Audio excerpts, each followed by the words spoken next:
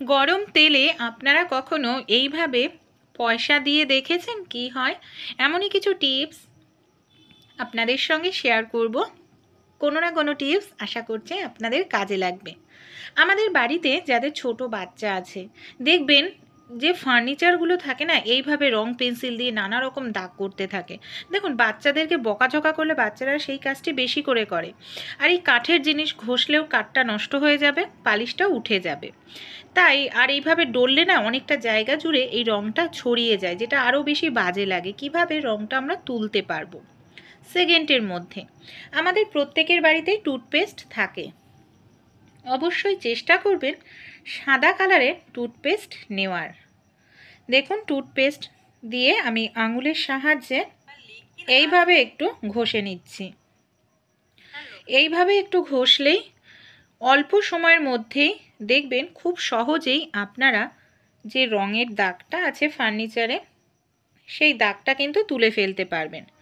একেবারে সহজ। দেখুন কত সহজেই আমি এখানে দাগটা তুলে ফেলাম ভেজা একটি কাপড় দিয়ে। আমি আপনাদের মুছেও দেখাচ্ছি যে কতটা সুন্দরভাবে এই দাগটা কিন্তু উঠে পরিষ্কার হয়ে যায়। পরবর্তী যে টিপসটি শেয়ার করব, এই ধরনের ক্লিপ প্রত্যেকের বাড়িতেই থাকে, তাই ক্লিপগুলো জামা কাপড়ের জন্য ব্যবহার করি। তাছাড়াও আমরা অন্যান্য কাজেও কিন্তু এই ক্লিপগুলোকে ব্যবহার করতে পারি। অনেক সময় একটি শ্যাম্পুর পাতা হয়তো বাচ্চাদেরকে মাখাই, পুরোটা লাগে না, এইভাবে রেখে দিলে শ্যাম্পুটা বের হতে হতে নষ্ট হয়ে যায়, জায়গাটাও একেবারে নোংরা হয়ে যায় আমাদের।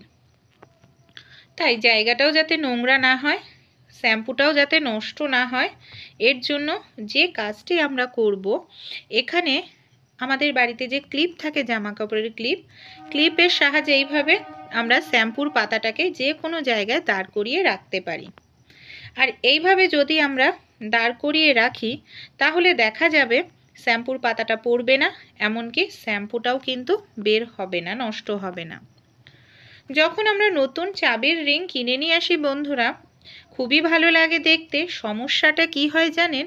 এই নতুন চাবির রিংয়ে যখন আমরা চাবি ঢোকাতে চাই, এইভাবে টানাটানি করতে থাকি, আমাদের নখেও ব্যথা লাগে অনেক সময়, আর খুলতেই চায় না, মানে খুবই মুশকিল হয়ে পড়ে এই চাবির রিংয়ে মানে চাবিটা ঢোকানোর।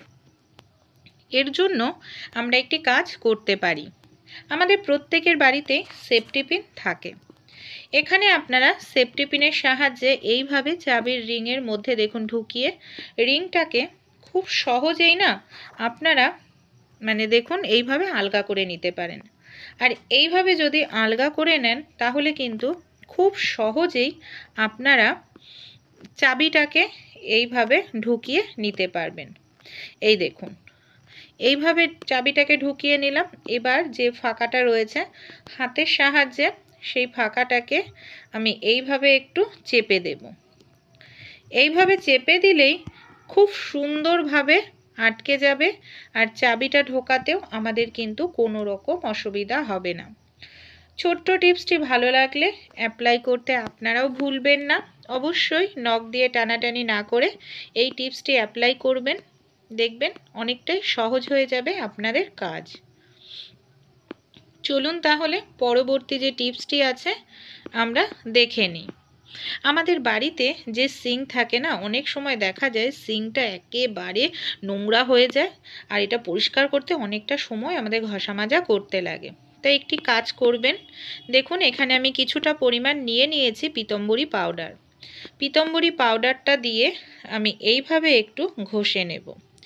এইভাবে যদি আমরা পিতম্বরী পাউডারটা দিয়ে ঘষে নিই, তাহলে দেখবেন এই যে আমাদের নোংরা জমে একেবারে বহু বছরের পুরনো হয়ে যায় না, দেখতে যেটা ভীষণ বাজে লাগে, সেই নোংরাটাও আপনারা খুব অল্প সময়ের মধ্যেই কিন্তু পরিষ্কার করে ফেলতে পারবেন।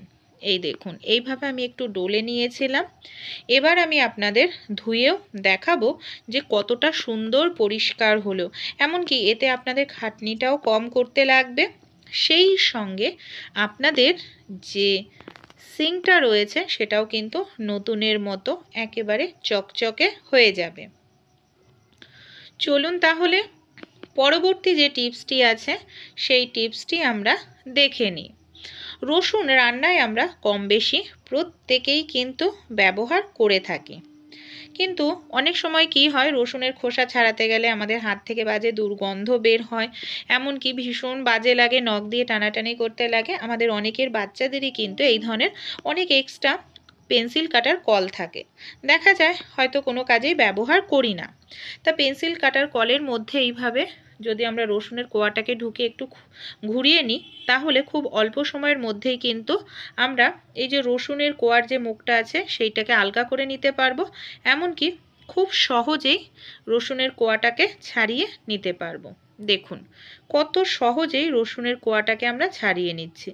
ছোট্ট টিপস একটু অ্যাপ্লাই করলেই কিন্তু আমাদের কাজটি সহজ হয়ে যায়, নখটাও গন্ধ হবে না, আর কাজটিও সহজ হয়ে যাবে। মোমবাতি তো আমরা প্রত্যেকেই ধরিয়ে থাকি, তা আমাদের বাড়িতে এই ধরনের যে ঢাকনা থাকে, অনেক সময় হয়তো কৌটোটা নষ্ট হয়ে গেছে, অবশ্যই এখানে প্লাস্টিকের কৌটো নেবেন না, কিন্তু ঢাকনা যে অনেক সময় স্টিলের ঢাকনা বা আমাদের দেখা যায় না যে লোহার ঢাকনা থাকে না, সেই ঢাকনাগুলো বেকার হয়ে যায়, সেটাকেই কিন্তু আমরা মোমবাতির স্ট্যান্ড হিসাবে ইউজ করতে পারি।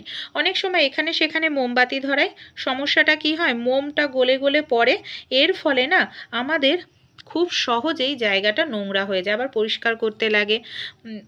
আর এইভাবে যদি আমরা যে আমাদের ঢাকনাগুলো থাকে লোহার বা স্টিলের, সেই ঢাকনার উপরে আমরা মোমটা যদি জ্বালাই, খুব সহজে স্ট্যান্ডের কাজ করবে, মোমটা গলে জায়গাটাকে নষ্ট করবে না, আর যে কোনো জায়গায় এটাকে আমরা সরিয়ে নড়িয়ে নিয়ে যেতে পারবো, কোনো রকম অসুবিধা হবে না। অবশ্যই ভালো লাগলে ট্রাই করবেন। এই ধরনের পয়সা আমাদের প্রত্যেকের বাড়িতেই থাকে, এই যে 10 টাকার কয়েন, 5 টাকার কয়েন, এই ধরনের যে পয়সাগুলো এখানে কিন্তু 3-4 রকমের ধাতু দিয়ে তৈরি হয় এই যে 10 টাকা 5 টাকার কয়েনগুলো। তাই কয়েনগুলো আমাদের প্রত্যেকের বাড়িতেই থাকে। একটি অসাধারণ টিপস শেয়ার করব, জলের সাহায্যে খুব ভালো করে ধুয়ে নিচ্ছে 2-3 বার, কারণ কয়েনগুলোর মধ্যে অনেক ধুলো, নোংরা, জীবাণু, ব্যাকটেরিয়া থাকে, তাই অবশ্যই ভালো করে কষলে কষলে ধুয়ে নিন 2-3 বার।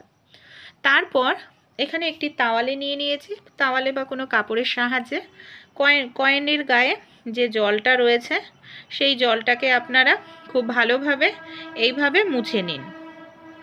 দেখুন জলটাকে কিন্তু আমি পুরোপুরি মুছে নিলাম। এবার এটাকে আমরা কি কাজে আর কোথায় ব্যবহার করব চলুন তাহলে দেখে নিই। এখানে দেখুন আমি গ্যাসের ওপর একটি কড়াই বসিয়ে দিয়েছি, কড়াইয়ের মধ্যে দিয়ে দিচ্ছি সরিষার তেল। এখানে আপনারা সামান্য পরিমাণ সরিষার তেলও দিতে পারেন, অনেকটা দিতে হবে এমন কোনো কথা নয়। এখানে যে আমার পয়সাগুলো ছিল সেই পয়সাগুলোকে দেখুন আমি এই তেলের মধ্যে দিয়ে দিলাম। এখানে দেখুন আমি কিন্তু পয়সাটা সমেত তেলটাকে খুব ভালো করে গরম করে নিচ্ছি। অনেকক্ষণ যে ফোটাতে হবে তা নয়, মিনিমাম গ্যাসের ফ্লেমটাকে লোতে রেখে 1 মিনিট মতো তেলটাকে ভালো করে গরম করে নিন। তারপর এই যে পয়সা সমেত সামান্য পরিমাণ তেল আমি একটি বাটিতে তুলে নিলাম। এই তেলটাকে আমরা কি কাজে কোথায় ব্যবহার করব, যখন তেলটা আমরা হাতে ধরতে পারবো অতটা উষ্ণ গরম অবস্থাতেই ব্যবহার করতে হবে। অনেক সময় আমাদের অনেকেরই দেখা যায় পায়ের নখে, হাতের নখে নখকুনি হয়, আর নখকুনি হলে অসহ্য যন্ত্রণা, ব্যথা, নখ ফুলে যায়, পুঁজ জমে যায়, এমনকি হাঁটাচলা করতে কষ্ট করতে হয়। খুবই সাধারণ একটি ঘরোয়া টোটকা, অ্যাপ্লাই করে দেখুন, আশা করছি উপকার পাবেন। এই যে আঙুলে আপনাদের নখে নখকুনি হয়েছে, এই যে আমি এখানে যে পয়সাগুলো সমেত তেলটাকে গরম করে নিয়েছি, তেলটা কিন্তু ভীষণ উপকারী। এই তেলটার মধ্যে এই যে 5 টাকা 10 টাকার যে কয়েনগুলো, এগুলো কিন্তু 3টে ধাতুর তৈরি হয়, তাই কয়েনগুলোর মধ্যে যে তামা আরও যে অন্যান্য ধাতু রয়েছে তার উপকারিতা গুণের ফলে দেখা যাবে নখকুনির সমস্যা কমে যাবে।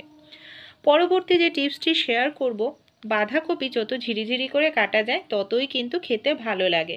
অনেক সময় দেখা যায় ঝিরিঝিরি করে কাটতে গিয়ে আমাদের না নখই কেটে যায়, তাই ছোট্ট একটি টিপস আপনারা অ্যাপ্লাই করতে পারেন, নখ কাটবে না আর খুব সহজেই বাঁধাকপিটা ঝিরিঝিরি করে কাটতে পারবেন। আমি প্রত্যেককেই কিন্তু বলছি না এই টিপসগুলো অ্যাপ্লাই করার জন্য, অনেকেই ঝিরিঝিরি করে নর্মালভাবেই কাটতে পারেন, কিন্তু যারা নতুন গৃহিণী তাদের না খুবই সমস্যায় হয়। তাই একটি চা ছাঁকনি নেবেন, চা ছাঁকনির সাহায্যে এইভাবে আপনারা নখকুনিটা মানে এইভাবে ধরে নিন। দেখুন এইভাবে চা ছাঁকনির সাহায্যে চা ছাঁকনির যে কোণার অংশটা আছে সেটাকে আমি বাঁধাকপির ওপর ধরে নিয়েছি, তারপর আমি এইভাবে ছুরি দিয়ে কেটে নিচ্ছি। খুব সহজেই এইভাবে আপনারা কেটে নিতে পারবেন। এমনকি এইভাবে যদি কাটেন তাহলে বাঁধাকপিটা একেবারে আপনাদের কাছ থেকে ধরার প্রয়োজন পড়বে না, এমনকি কাজটাও আপনাদের খুব দ্রুত হয়ে যাবে। তাই ছোট্ট টিপসটি আপনারা অ্যাপ্লাই করতে ভুলবেন না, আর অ্যাপ্লাই করলেও আপনারা উপকার পাবেন। দেখুন কত সহজেই কিন্তু এখানে আমি বাঁধাকপিটাকে কেটে নিতে পারছি। একেবারে কিন্তু ঝিরিঝিরি করে কেটেছি, আপনারা দেখেই বুঝতে পারছেন বাঁধাকপিটা যে কতটা ঝিরিঝিরি করে কেটেছি। আর এই ছোট ছোট টিপসগুলি আপনাদের কেমন লাগলো অবশ্যই আমাকে কমেন্ট করে জানাবেন। ভালো লাগলে আপনারাও অ্যাপ্লাই করে দেখবেন টিপসগুলি। আর আমার চ্যানেলের যদি নতুন বন্ধু হয়ে থাকেন অবশ্যই আমাকে সাপোর্ট করে আমার পাশে থাকার অনুরোধ রইল।